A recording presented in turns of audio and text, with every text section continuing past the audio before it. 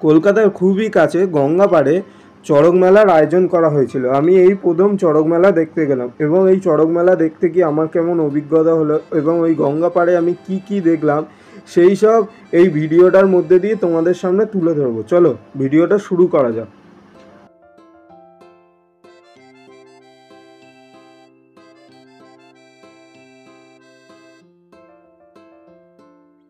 হঠাৎ করে ঠিক হলো যে দুপুরবেলায় খেয়ে দিয়ে কোথাও যাওয়া যাক। অনেক দিন কোথাও যাওয়া হয়নি, তার উপর যা গরম পড়েছে সত্যি ঘরে আর ভালো লাগছে না। ঠিক সেই মতো আমি আর আমার দাদা বাইক নিয়ে বেরিয়ে পড়লাম রায়পুর যাওয়ার উদ্দেশ্যে। গঙ্গার পাড়, ঠান্ডা হাওয়াও লাগবে, বেশ ভালোও লাগবে। আর তাছাড়া শুনলাম সেখানে গাজনের মেলা হচ্ছে। এইটা শুনে আরও খুবই আনন্দ পেলাম, কারণ এই প্রথম আমি গাজনের মেলা দেখব। তাই সেই মতো বেরিয়ে পড়লাম। আমরা এখন যেই জায়গাটায় আছি এইটা হলো বাঁকড়াহাট রোড। এইটার থেকে ডান দিকে চলে গেলে হচ্ছে রায়পুর, বাঁ দিকে হচ্ছে দিঘির পাড়। এইটা হচ্ছে মোড়টার নাম হচ্ছে মুচিসার মোড়ও বলা হয়। এই মুচিসা এলাকাটায় অনেক ধরনের নার্সারি আছে। এখান থেকে কলকাতা শহর এবং তার পার্শ্ববর্তী জায়গায় বিভিন্ন ধরনের গাছ সাপ্লাই দেওয়া হয়ে থাকে। এই জায়গাটা দিয়ে যাওয়ার সময় চারিদিকে অনেক গাছগাছালি দেখলাম, বেশ ভালোই লাগলো জায়গাটা। ঠান্ডা পরিবেশ, বাইকে করে যখন যাচ্ছিলাম ঠান্ডা হাওয়া দিচ্ছিল, সেটা আরও অসাধারণ লাগছিল। এই জায়গাটায় অতটা যানবাহনের কোলাহল নেই, খুবই ঠান্ডা পরিবেশ বলা যায়। মানে অতটা চেঁচামেচি হই হুল্লোড় হচ্ছে না, কয়েকটা গুটি কয়েক গাড়ি যাচ্ছে, অতটা লোকের কোলাহল নেই। এই বাঁ দিকের যেই মাঠটা দেখতে পাচ্ছি, মন্দিরও আছে, এখানে দেখছি আমি কতগুলো ছেলে খেলা করছে। এইটা দেখে আমার সেই ছোটোবেলাকার কথা মনে পড়ে গেল, যখন স্কুল ছুটি হওয়ার পর বাড়ি এসে কোনো রকমের জামা কাপড়টা রেখে মাঠে খেলতে চলে যেতাম। এখন আমি চলে এসেছি রায়পুরে। 75 নম্বর বাস স্ট্যান্ড। এইটা কলকাতার বাবুঘাট থেকে রায়পুর পর্যন্ত আসে। এটা অনেক লং ডিস্টেন্স। এই সামনেই রয়েছে গঙ্গাঘাট, আর কিছুটা এগিয়ে যাওয়ার পরই গঙ্গাঘাটটা পড়বে। এটা হলো রায়পুর বাজার, যেটা এটা সেই রায়পুর বাজার, এটা রায়পুর অটো স্ট্যান্ড।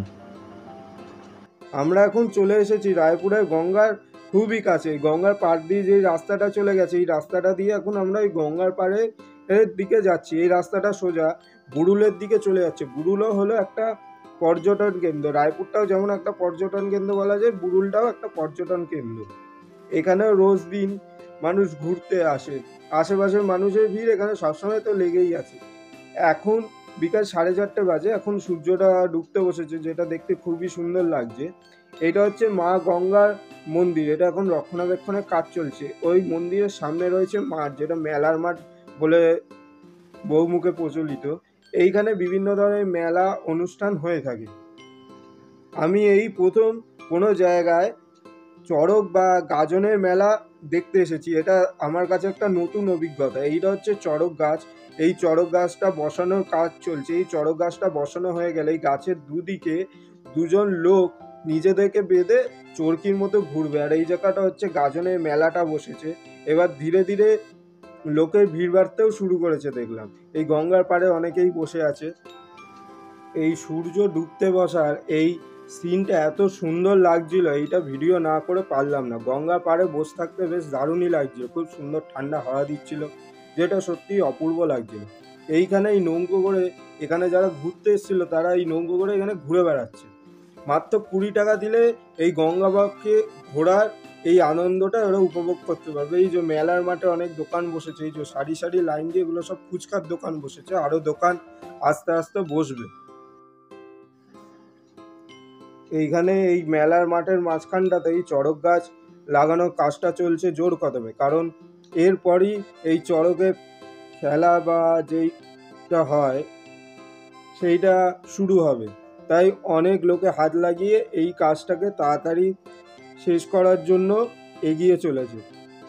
অনেকক্ষণ ধরেই এইটাকে তোলার চেষ্টা করা হচ্ছে, কারণ এটা অনেক ভারী, বারবার পড়ে যাচ্ছে। তাই অনেকভাবে চেষ্টা করে এটাকে তোলার কাজ চলছে, যেটা দেখতে সত্যিই ভালো লাগছিল। কারণ এই সমস্ত জিনিস তো আমাদের শহরাঞ্চলে দেখা যায় না, এই গ্রামে এলেই এই জিনিসগুলো দেখা যায়। এইটা হলো মন্দিরের সামনের দিকটা। মন্দিরের সামনের দিকটা দেখলে আপনারা বুঝতেই পারবেন মন্দিরে কাজ চলছে। আমরা যখন দোল উৎসবের সময় এসেছিলাম তখনও দেখেছিলাম মন্দিরটাতে কাজ চলছে। এটা হলো মন্দিরের সামনে নাট মন্দির। এরপর চলুন মন্দিরের ভেতরের অংশটা আপনাদের ভালোভাবে ঘুরে দেখাই। মন্দিরে ঢোকার পথে আমার ডান দিকেই পড়বে নাট মন্দিরটায়। নাট মন্দিরের উল্টো দিকেই হচ্ছে মেন মন্দির, এবং এই মন্দিরের মধ্যে রয়েছে 3 ধরনের দেবদেবী। যেমন প্রথমটাতে আছে রক্ষাকালীর মন্দির, যেখানে প্রণাম জানি, এবং পাশে মন্দিরটার দিকে এগিয়ে যেতে লাগলাম। এই পাশের যেটা আছে সেটা হলো শিবলিঙ্গ, বাবা মহাদেব রয়েছেন এখানে অধিষ্ঠিত। এখন মন্দিরটা বন্ধ আছে, তাই মন্দিরের ভেতরের দিকে প্রবেশ করতে পারলাম না। এই জায়গাটায় আছে মা গঙ্গার মূর্তি। মা গঙ্গার মূর্তি ওইখানেই রয়েছে ব্রহ্মা বিষ্ণু মহেশ্বর এর মূর্তি, যেটা দেখতে সত্যি অপূর্ব লাগলো। কারণ গঙ্গা মায়ের মূর্তি আমি এইরকম রূপ আগে কোনোদিন কোথাও দেখিনি। এইখানে মায়ের দুপুরের ভোগের অ্যামাউন্টটা হচ্ছে 521 টাকা। যদি কেউ ভোগ নিতে চান তাহলে মন্দির কর্তৃপক্ষ এবং ব্রাহ্মণের সাথে এসে যোগাযোগ করবেন। মন্দিরের যেই দেওয়ালে কারুকার্যগুলো আছে সেগুলো সত্যি খুবই অসাধারণ। এইটা হলো মন্দিরের সামনের নাট মন্দিরটা, যেটা আমি বাইরে থেকে আগে আপনাদের দেখালাম। কোনো অনুষ্ঠান বা পুজো পার্বণ হলে তখন এইখানটায় পা ফেলার জায়গা থাকে না, এখানে খুবই ভিড় হয়ে যায়। সামনে যেই মেলার মাঠটা দেখতে পাচ্ছেন, এখানেই মাঘ মাসে স্বদেশী মেলার আয়োজন করা হয়। এই স্বদেশী মেলার একটা ইতিহাস আছে।